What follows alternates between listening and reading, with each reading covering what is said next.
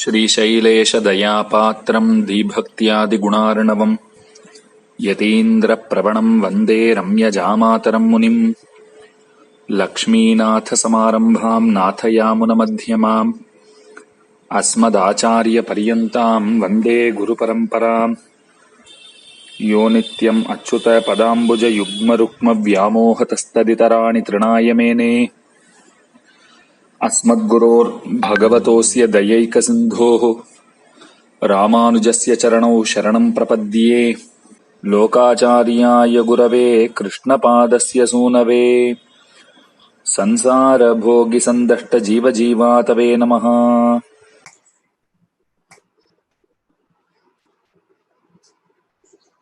श्रीशैलेशदयापात्रम् धीभक्त्यादिगुणार्णवम् यतीन्द्रप्रवणम् वन्दे रम्यजामातरम् मुनिम् यो नित्यमच्युतपदाम्बुजयुग्मरुक्मव्यामोहतस्तदितराणि तृणाय मेने अस्मद्गुरोर्भगवतोऽस्य दयैकसिन्धोः रामानुजस्य चरणौ शरणम् प्रपद्ये लोकाचार्याय गुरवे कृष्णपादस्य सूनवे संसारभोगिसन्तष्टजीवजीवातवे नमः।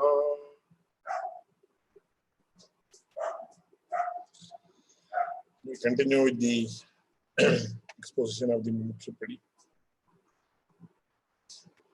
So we had completed until the Ganadhiparum Muktarum Paramakashamum.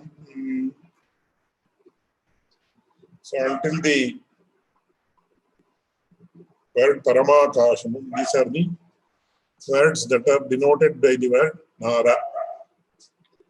So as you may recall, we are explaining the meaning of the word Narayana. Narayanam Ayanam. So one this sutra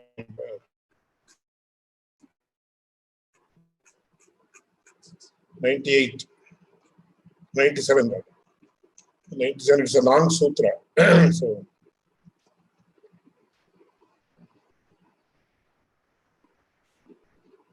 So the word Narayana consists of two components. It is Nara and Ayana.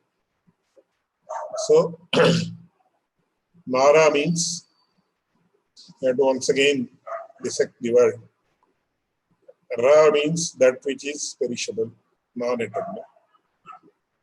Nara means that which is imperishable. Ra means that is perishable. Nara means that is imperishable. So those which belong to this group are known as Nara. And the word Ayana denotes the substratum, or it denotes that which is providing shelter, or that in which all these eternal entities are located. That is how it is explained as per the etymology of the word. So until now we saw Swami Pillai mention about all the aspects that are associated with the Leela Vibhuti and Nitya Vibhuti, that is Vaikuntha and its beings, both non-living beings as well as living beings. Then we have Leela Vibhuti, that is Prakritiyam, Bhadhatras, Kalamam, etc. Leela Vibhuti, Lullavattai, Arulichai, Prakriti. So what is Prakriti? Gunatrayatmakataya Samuhatmikaya irikkum Moola Prakriti Gunaprayatmikamahiyane Moola Prakritiyam Samuhatmikaya irikkum Indire idakkum Achantirle Arulichai. So Prakriti refers to nature. So nature is of two types. So the macro nature and the micro nature. So each of us For example, I am associated with my nature. Keshav Dasji is associated with his nature. Sundar Gopalji is associated with his nature. Each person is associated with a particular nature, which is of the which consists of three qualities, namely Sattva, Rajas, and Tamas. So, in Ayurveda, especially, and also in its associated schools of thoughts or systems of thought, the Prakritis or natures are divided into six or seven different categories. So, Sattvika Prakriti, Rajasa Prakriti, Tamasa Prakriti. A Prakriti or nature in which the guna of Sattva, the attribute of Sattva, is on the ascendance or is predominant. That is known as Sattvika Prakriti. That the Prakriti or nature in which Rajas or Rajoguna is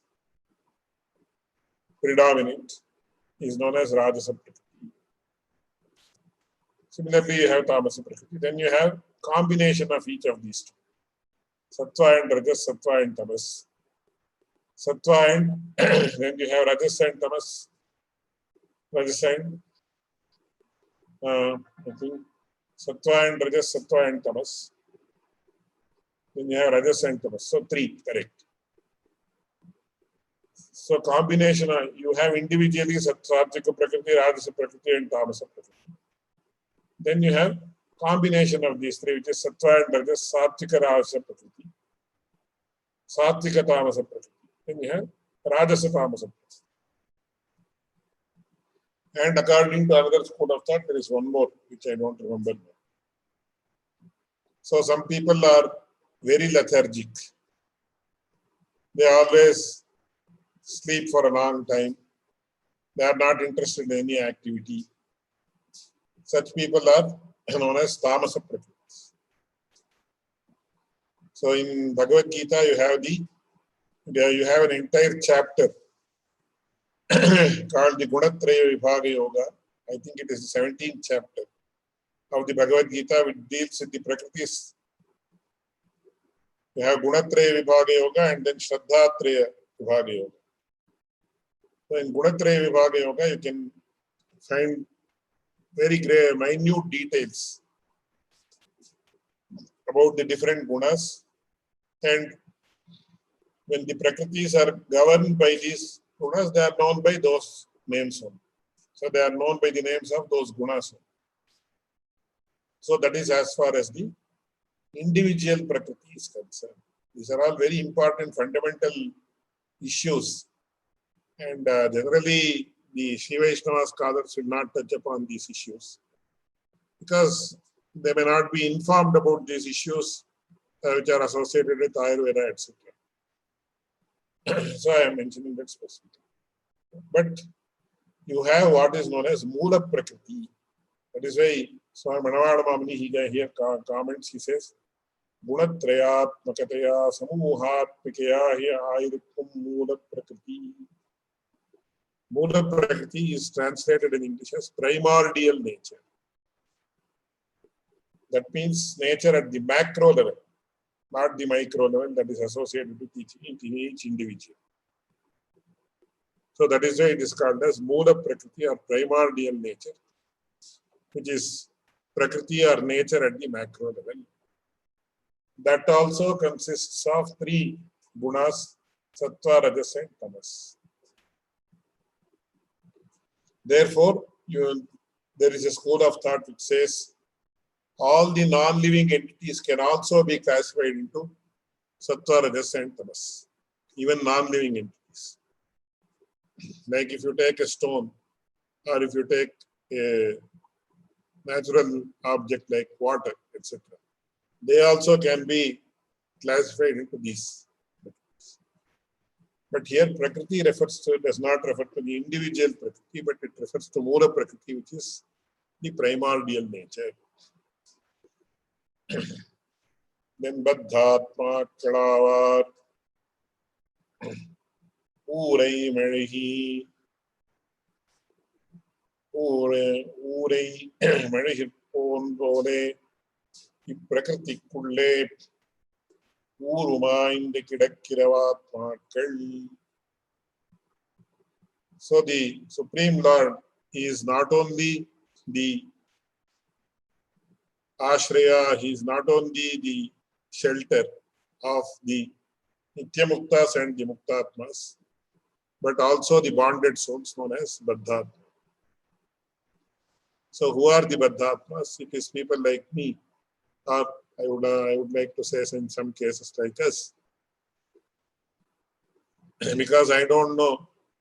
Many of you might have become evolved and be ready to attain moksha in due course. But I can talk about me. So people like me we are deeply entrenched in this material world. So, iprakrtikulle uruma inde kidakiratmakal.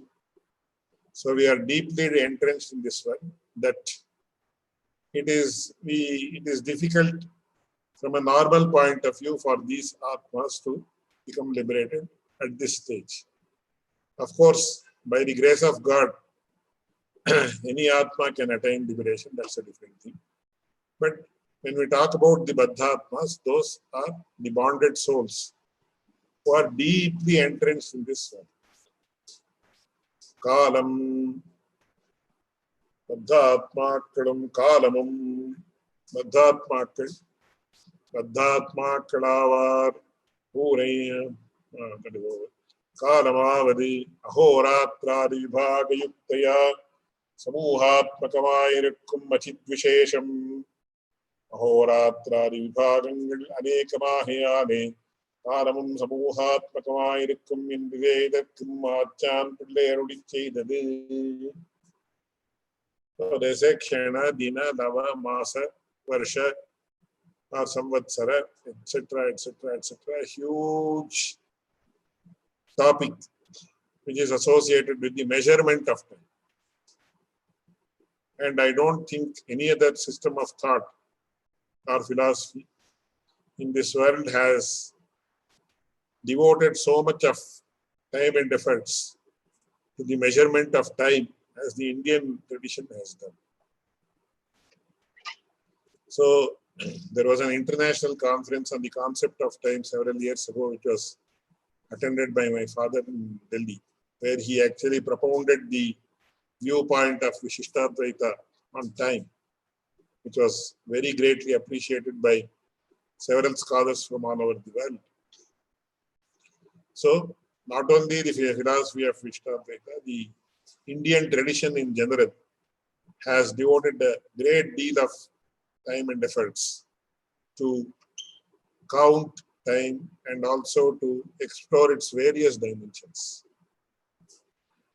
Time and space are two entities that are extremely abstract, but they play a part in every aspect of our life. That is why, according to Nyaya Shastra, they say, Kalesh Karya Samanyam Prati Kaleshwara Adrishtadinam Samanya Karana. For any event to occur, for any effect to occur, take place, there are four main reasons. They are common to all effects or common to all happenings in this world. That is Kala, Desha, and Ishvara. And one more understand, which is not applicable to the philosophy of Ishvara. But Kala, Desha, and Ishvara.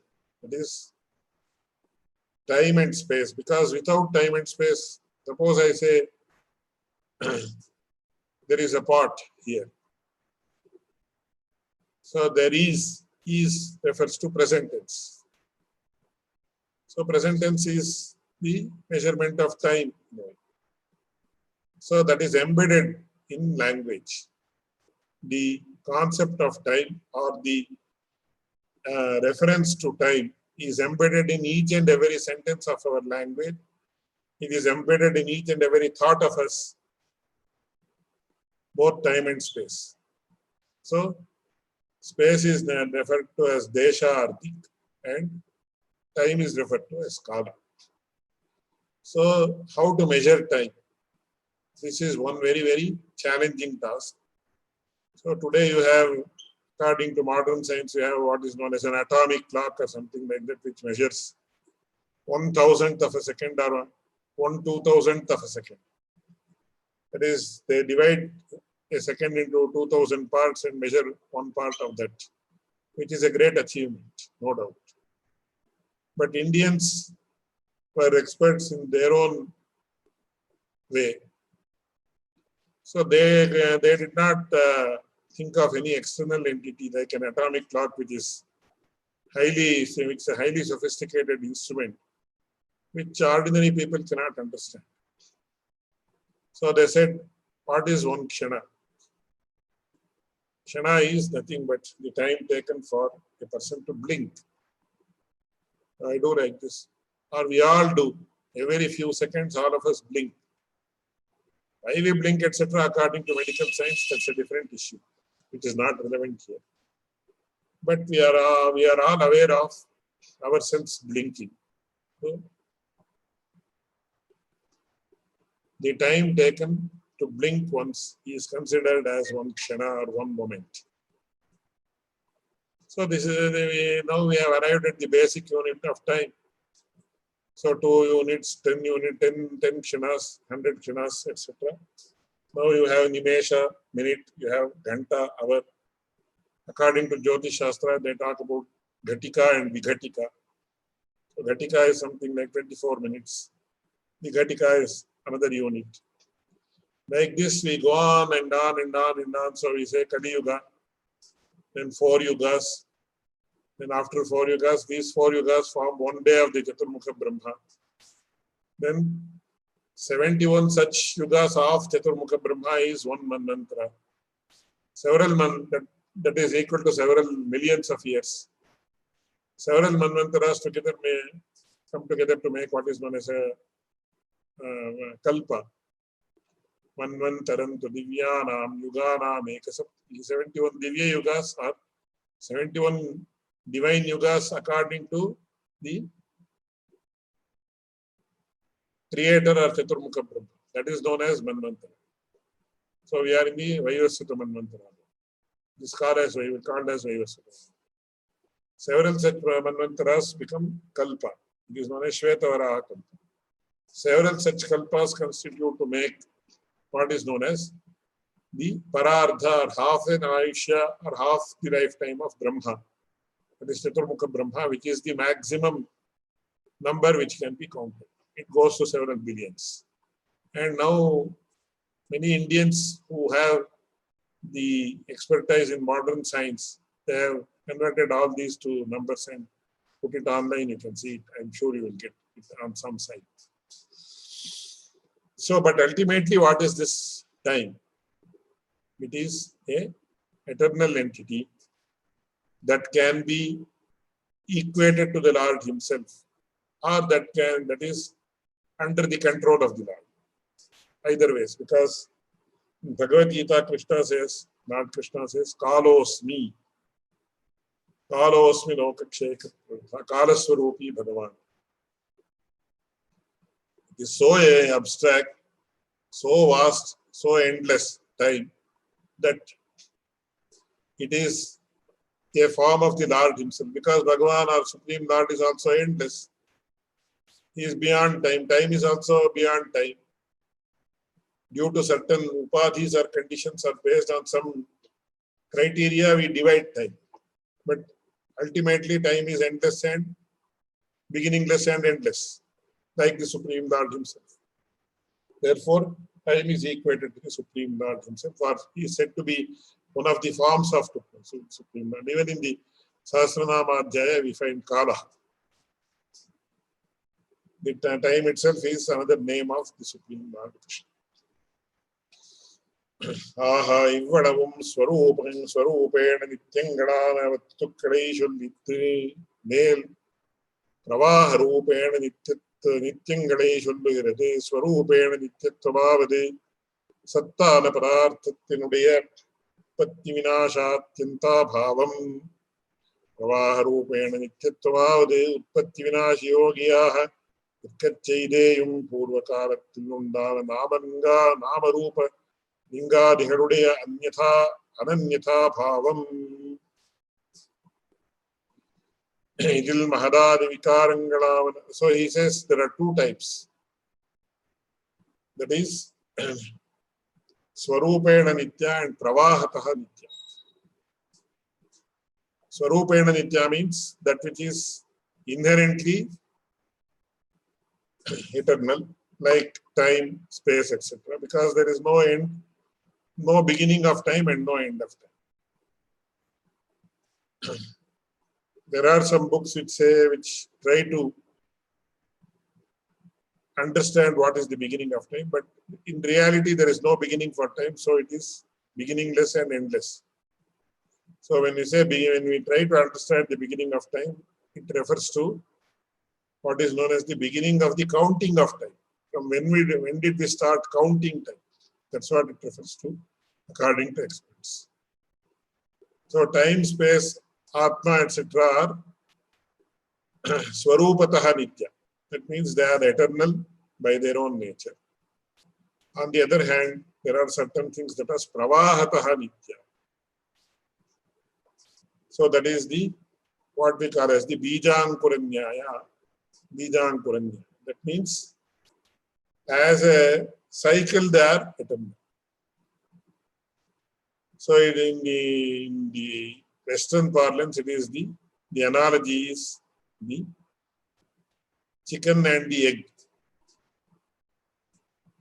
So from the egg the chicken comes, and from the chicken or from the hen the egg comes. Egg comes from the hen comes from the egg. So what came first? Whether the egg came first or whether the hen came first, we don't know. So it is known as Anadi. So this is the example given in the Western philosophical works.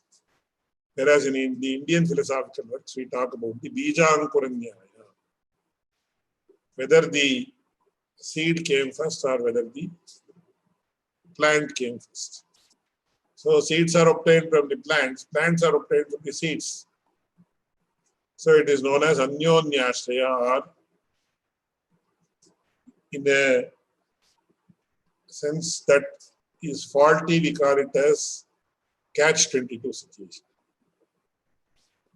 which is known as Anyonyashraya. So without a seed, a plant cannot sprout. And without a plant, how can the seed come? But according to the Indian Shastras, this type of Anyonyashraya is a guna and not a dosha. It is a preferable trait rather than a fallacy, rather than a fault. So these are known as Pravahataha Anadi. So Pravahataha Anadi means as a continuous process, this is eternal.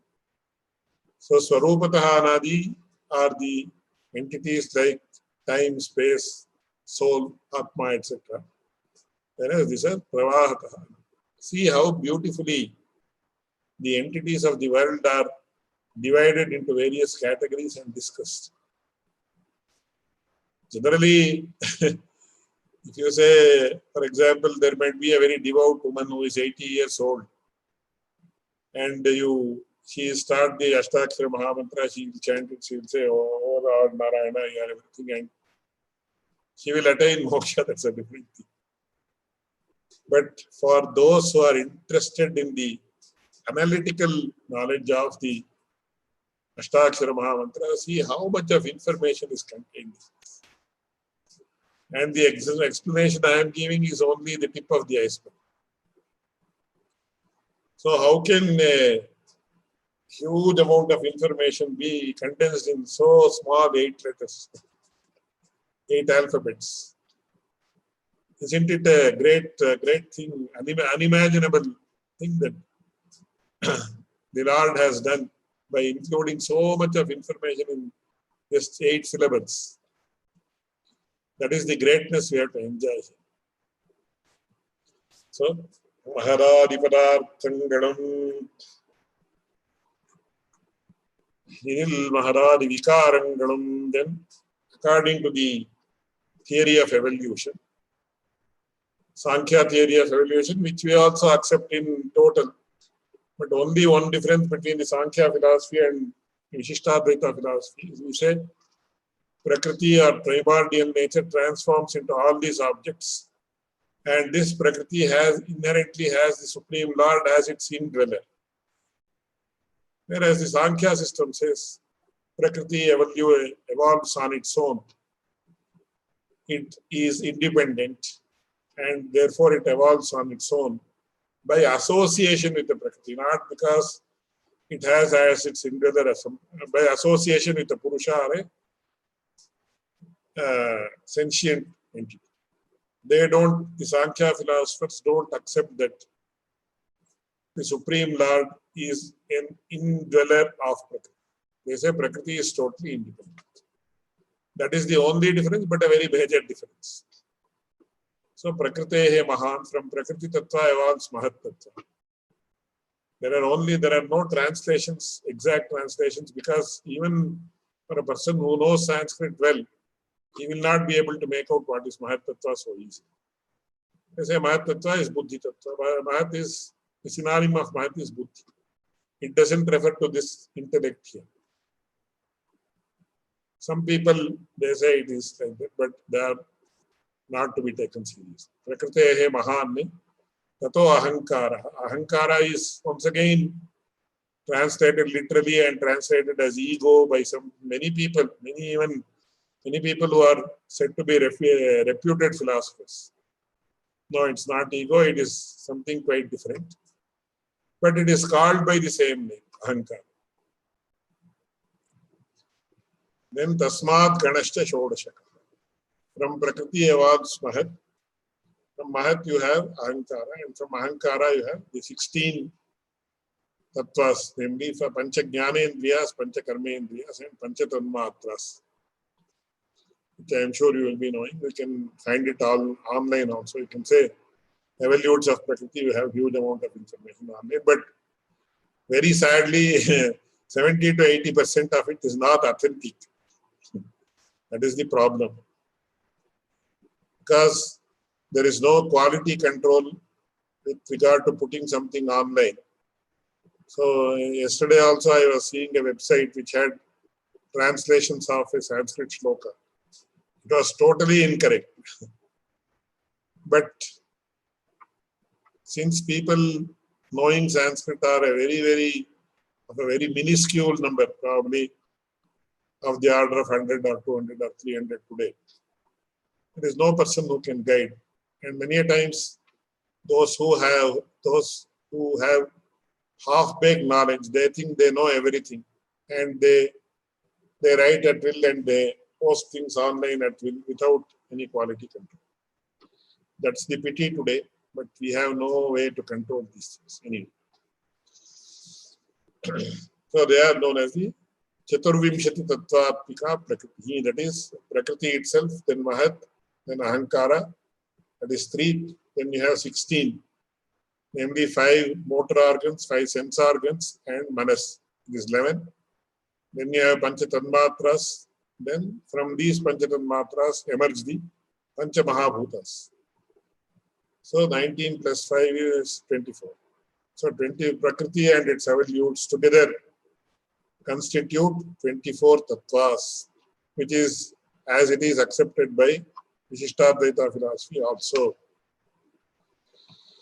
Savana Mahat Tattvam Tudangi Prithivi Adavaha Undana Virabit Bundru Tattvam. So Prakriti is first Tattva. From it emerges 23 Tattvas. So 23 Tattvas emerge. Therefore it becomes 24. Then Andangal Avana in Maharadiganare Arabdhangalai Andanam tu Sahasranam Sahasranyayuta Richa Indira Asankhema Kudiya Anda Visheshangal Andanam tu Sahasranam Sahasranyayuta Richa Idrishanam tatha tatra koti koti shatani cha. So according to modern astronomy, I have read some articles pertaining to astronomy. So we have discussed this earlier also. Within 1 or 2 minutes I will discuss. I will not go beyond. So when you talk about the world we are living in, of course, from the point of view of a human being, this earth itself is so huge.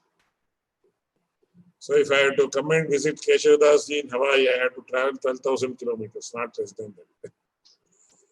And if he has to come to Srirangam to have the darshan of Lord Ranganatha, he has to travel 10,000 kilometers. So the earth is so huge. But when you see from the point of view of the solar system, it is a small speck. So you can understand how big the solar system is. You cannot even imagine the vastness of this solar system. But when you talk about the galaxy,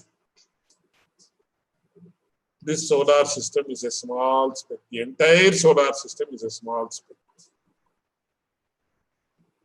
So sun is a small star which is having 9 planets and several sub-planets or satellites like the moon, etc. So moon actually revolves around the earth. So moon is a sub-planet or a satellite of a planet of the sun. So ultimately what happens, this solar system which is so huge, which itself is, because they say it is 9 million miles away, the sun is 9 million miles away. What does 9 million miles, what does it mean? Can a person fathom what 9 million miles is? So this sun, the solar system of which, this sun which we see every day, is a small speck. It is like a very, very, very minute atom.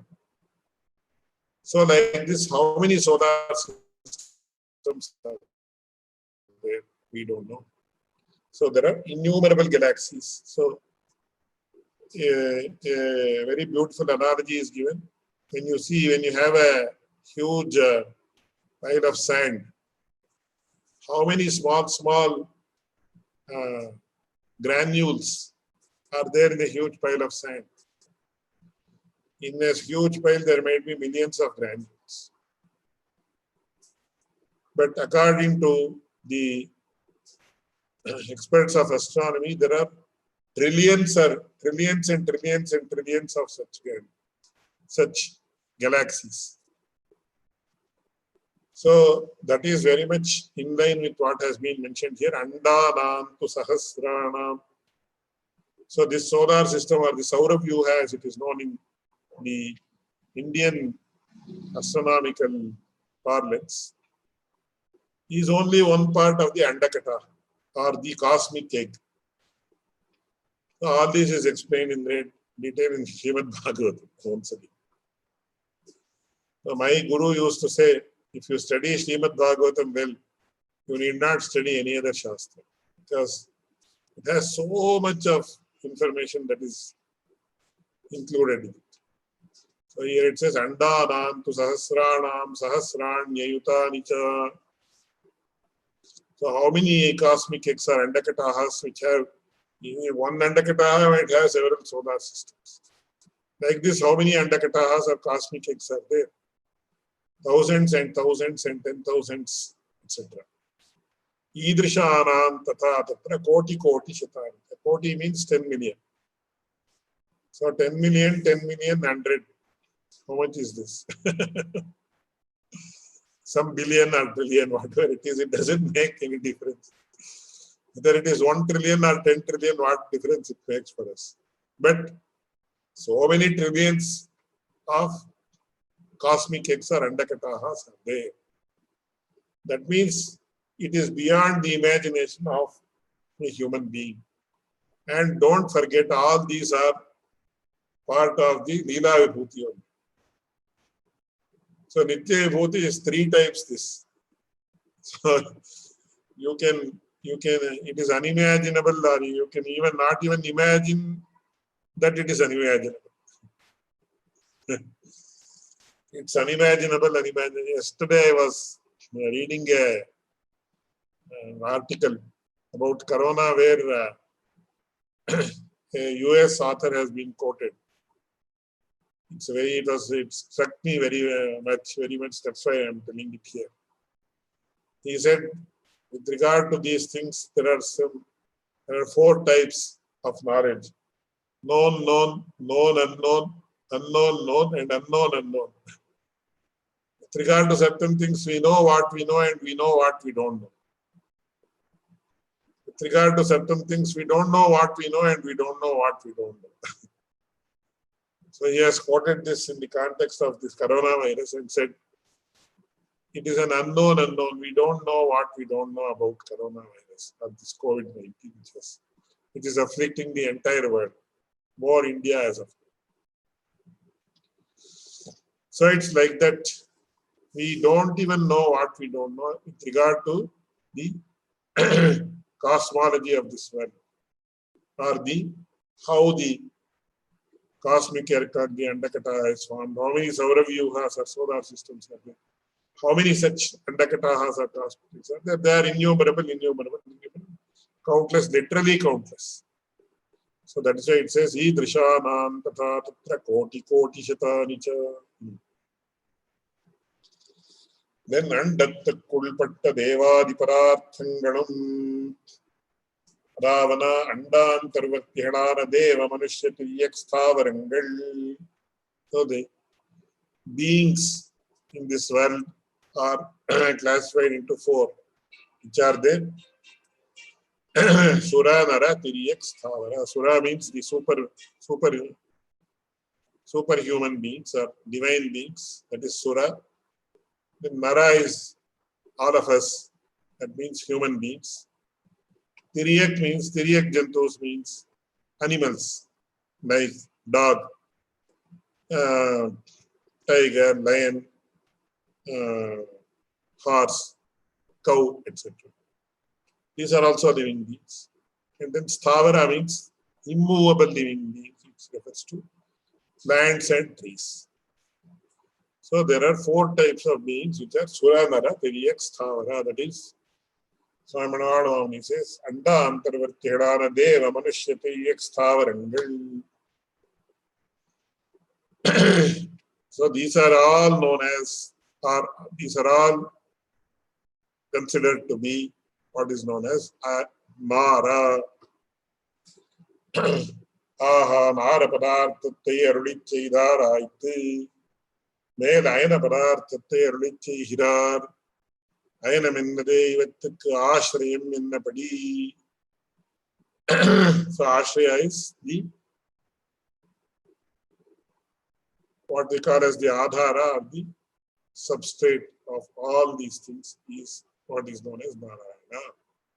அதாவது அயன சப்தம் ஆශ්‍රய வாச்சியாகையாலே இவத்துக்கு ஆශ්‍රயம் என்னது, இவத்துக்கு அயனம் என்னது, ஆශ්‍රயம் என்னபடி என்பை. So the ashraya, or the resting place or the existing place of all these eternal entities is known as Narayana. So this is what is mentioned by the word Naranam Ayanam.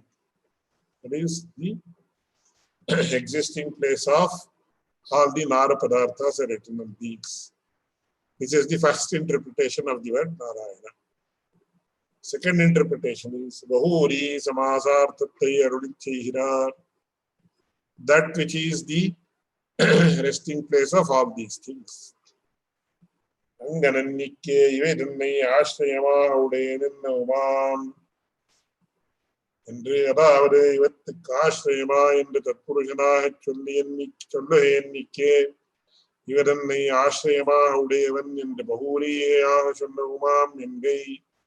இவத்துக்கு ஆශ්‍රயம் என்கிற விடத்தில் குணங்களையும் சொல்லித்தே ஆகினும் இவரன்னை ஆශ්‍රயமாக உடையவன் என்கிற இடத்தில் குணங்களை ஒழியச் சொல்ல வேணும். குணங்களுக்கு வியாபியத்துவம் சொல்லும் அளவில் ஆத்மாஸ்ரயமும் அனவஸ்தையுமாகிற தோஷங்கள் வருமாகையாலே தன் குணங்களிலே ஈஸ்வரன் வியாபிக்கும் போது குணவிசிஷ்டனாயே வியாபிக்க வேணும். நிர்குணமாய் வஸ்து விராமையாலே அப்போது வியாபிய குணங்களே வியாபக குணங்களாய், வியாபக குணங்களே வியாபிய குணங்களாய் அருகையாரே ஆத்மாஸ்ரய தோஷம் உண்டாம். அதற்கு மேலே தன் குணங்களிலே குணி வியாபிக்கவென்று கால் ததாசிரியமான குணங்களையும் குணி வியாபிக்க வேணும். அந்த வியாபகனுடைய குணங்களையும் குணி வியாபிக்க வேணும். ஆகையாலே அனவஸ்தாருசகமாம் என்று தன்னை சுஸ்பஷ்டமாக ஆச்சான் பிள்ளை அருளி செய்தார். இதே there is a huge debate which I am not going to, because it involves several concepts of Nyaya Shastra which is a little bit difficult to narrate in this context. So I will just mention that there is a specific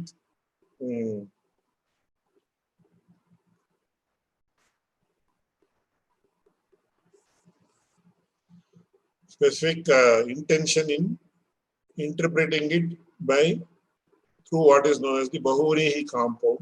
That is, I have already explained what is the difference between the two. So ultimately, what the Supreme Lord Narayana is the possessor of these entities, or that which is possessed by the Supreme Lord Narayana are these entities.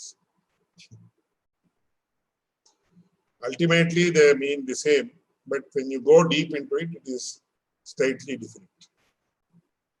So I will give an example. Now I will say these are the qualities of Rama. Like so many. Buddhiman, Nitiman, Vagni, is the possessor of great intellect, he is always in the path of righteousness, etc. etc. So if I say these are the qualities of Rama, then the qualities are very important. In the sense they gain prominence. But if I say Rama is possessed of these qualities, then we are giving importance to Rama and not the qualities. How is this, etc., is a very deep question of Indian philosophy. I will not go into that. But either way, it ultimately culminates in the greatness of Rama. This way or that. So I will mention that so much. And we will proceed to the next sutra, 100th sutra. Ubhaya samasattarum tharitam sattai arulichaihirar ivairandalum palittadu paratva saurabhyangal. So then the question arises, okay, you have mentioned so many things. The word Narayana is having the two components, Narayana, and Nara means so many things. In Narayana Mayanam, the person in whom all these Naras or eternal things exist. Fine. What do you want to ultimately convey? Many a times I have been to lectures. So I will be here to this speaker talk for about 45 minutes or 1 hour. Even after listening to the person for 1 hour, we are at a loss to find out what he is talking about. He has talked about many things, but what was the topic of his lecture, we will not be able to know. Because he has talked about so many things, but what is he actually trying to tell? That remains a question when so many people speak whom I have heard. And I am sure you might have also heard such talks. Even in the field of science, it happens many times like that. People think that they know everything and they touch upon several things, but there is no focus in their talk. And ultimately, when we come out of the lecture hall, we are at a loss to understand or exactly point out what was the talk about. So in this context, similarly, he says, what is the Ubhaya Samasattaram Phalitam Shattai Arulichehira. So it's not an unfocused discourse, what was mentioned earlier by giving details of the entities that are known by the word Nara. It has a specific focus. இவை இரண்டானும் பலித்ததே பரத்வ சௌலப்யங்கள். So ultimately, two very, very important aspects are conveyed by the word Narayana. That is, he is the supreme, or you can call it most supreme or most supreme, any number of superlatives you can use. And at the same time, most approachable and simple. So one is known as Paratva, that is the supremacy. Saulabhya is easy approachability, if I may put it like that. So this is the greatness of the Supreme Lord, that he possesses generally these two mutually opposed qualities are residing in him at the same time. In the Raghuvamsha of Kayamri, I am reminded of a very beautiful statement of in Raghuvamsha.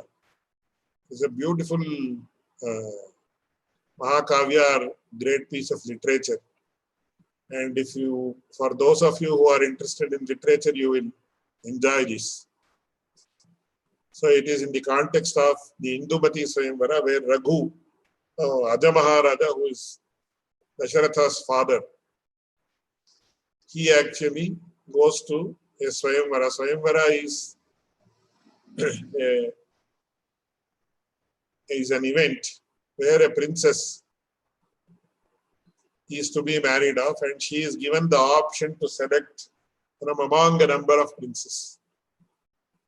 So generally, a Swayamvara is announced well in advance, and all the kings of the neighboring kingdoms are all the kingdoms rather from India, they would actually go there and they would be offered specific seats in a big hall. And then the princess, who is the bride, she will carry a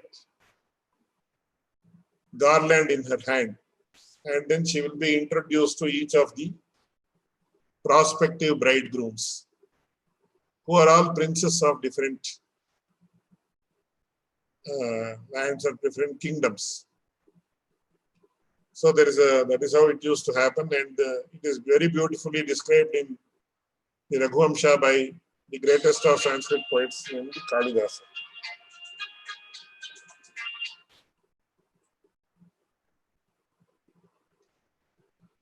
So there in the 6th canto, he very beautifully, the introducer, introduces each of the princes who have come there to Indumati, who ultimately actually selects Aja, that is the father of Dasharatha, as her husband. But before that, each of the princes who have come there, they actually are introduced to Indumati. And in that she says about one prince. She is introduced to one prince, where Kalidasa says, Nisarga bhinnaspadam eka samstham asmin dvayam shrishcha saraswati. In this world, generally two persons never coexist with each other. That is Lakshmi and Saraswati. For people, if Lakshmi resides in a person, that is, if a person is very wealthy, he will not have a good, clear mind. His intellect will be of a very poor nature.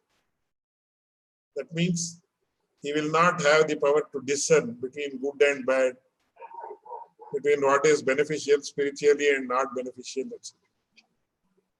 He'll be interested in managing his money and all those things, and he will not give prominence to knowledge. For a person who is very knowledgeable, he will not be blessed with wealth. So a wealthy person doesn't have knowledge. So a rich man is not a scholar, and a scholar is not a rich man. So that is the personification of richness is Lakshmi and personification of scholarship is Saraswati. So Nisarga Bhinnaspadam, he says, by nature, Lakshmi and Saraswati don't like each other in the sense that they don't reside in the same person. But she says, in the case of this prince who has come here, it is an exception that he is both wise and he is also rich. So he is the best person in the sense that he has both wisdom as well as wealth. But ultimately, Indumati does not select him. And Kalidasa very beautifully gives the reason for that. He says, Naso nakamyaha, nachasa naveda drashtu, tathapi tasyaha manaha, na tatra lagnam babhuva bhinna ruchiri. So Kalidasa says, then if he is so wise and if he is so rich, then what else can a person ask for? But even then, Indumati did not select him. What is the reason? Then Kalidasa says, there is no reason why he can be rejected. Then is it the case that Indumati does not have the power to judge? No, she is the supreme judge. She can judge everything in a very, very, very perfect manner. So she is the best judge. There is nothing to question her sense of judgment.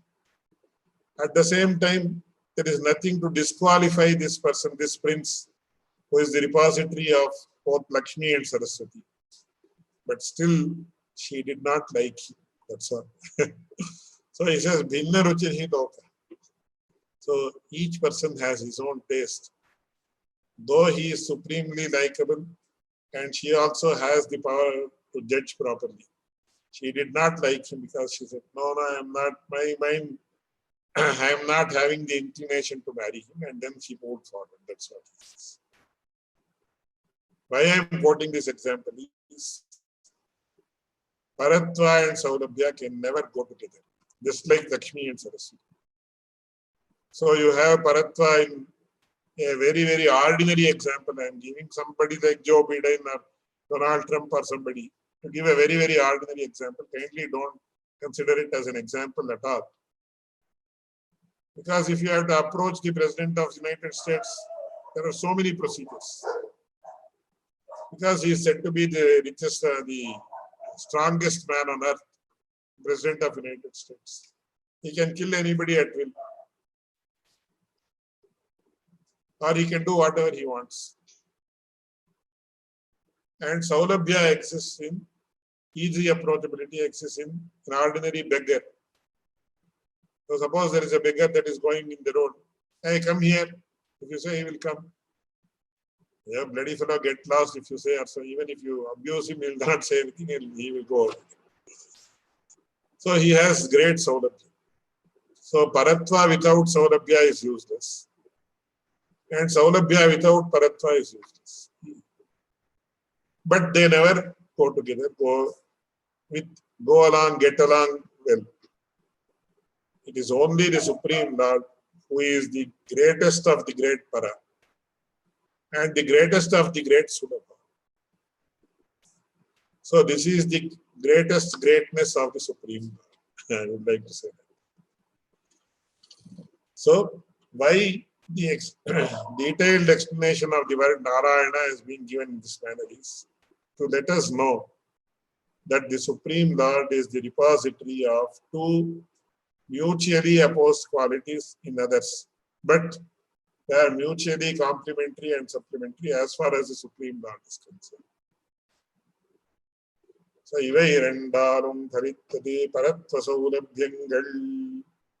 so to know, make us know that the Supreme Lord is the repository of the greatest of the great Paratva. And can call it as highness or whatever it is. And the greatest of the great Saulabhya, that is easy approachability. both of these go together to let us know this has been explained, the word Narayana has been explained in such detail. So I will stop here. Any questions, feedback? This is something that you may have covered earlier in some of the first sessions of Mumuksupadi. But I was just wondering whether in Vishishtadvaita thought, Pranava Omkar is considered a Mahavakya. See, the concept of Mahavakya does not come in Vishishtadvaita philosophy. Okay. So Mahavakya is considered is a term, technical term that is generally exclusive to Advaita. Advaita philosophy.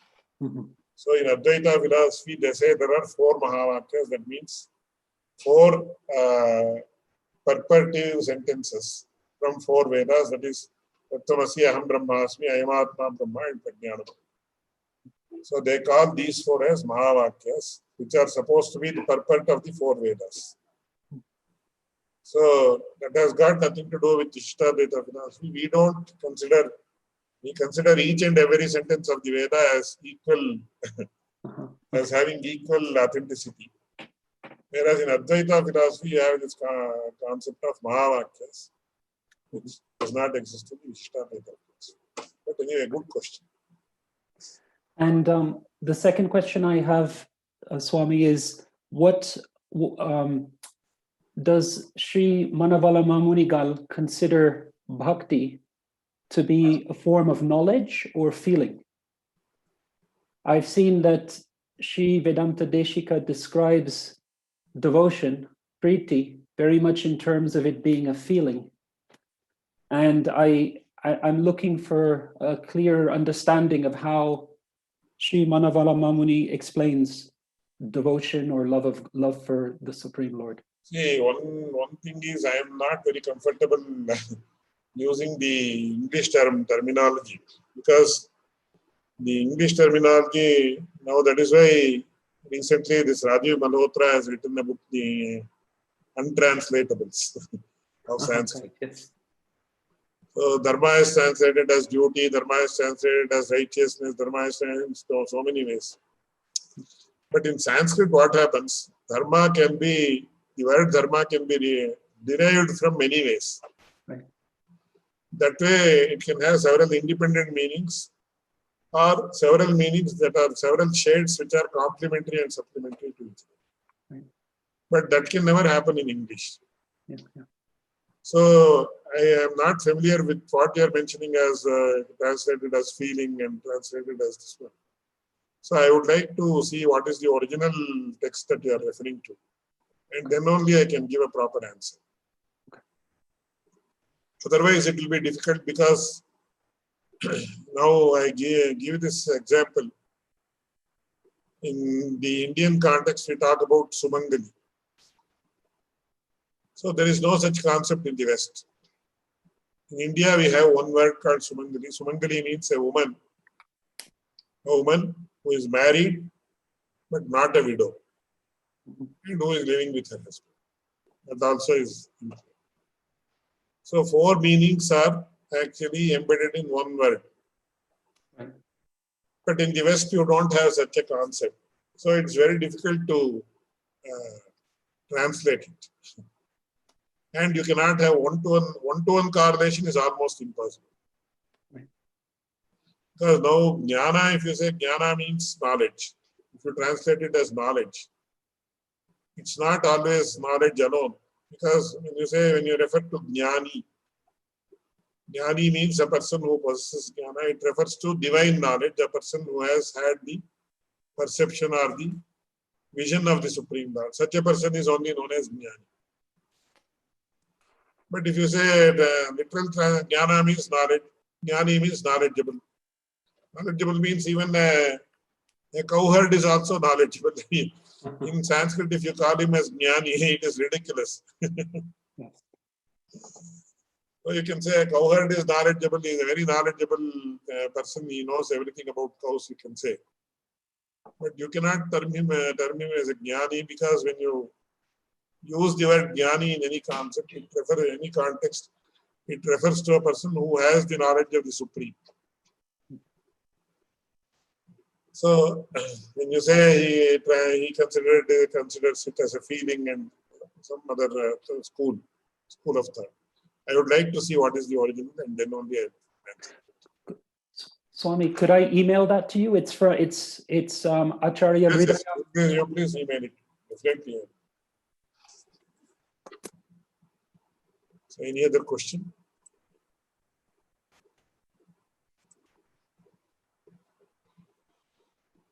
I think there are no questions. We can stop here. Jayad Rama Jayat Pratiprakshari Ramavastham Prapadyante Hanjantavo Hantamadrisha Punyam Bhoja Vikasaya Papadvan Takshayayata Iman Avirabhut Bhumo Ramam Jadivakaraha Nikita Vinimchar Vinam Kushayabhutayaha Raman Japadam Bhoja Samashrena Shalinaho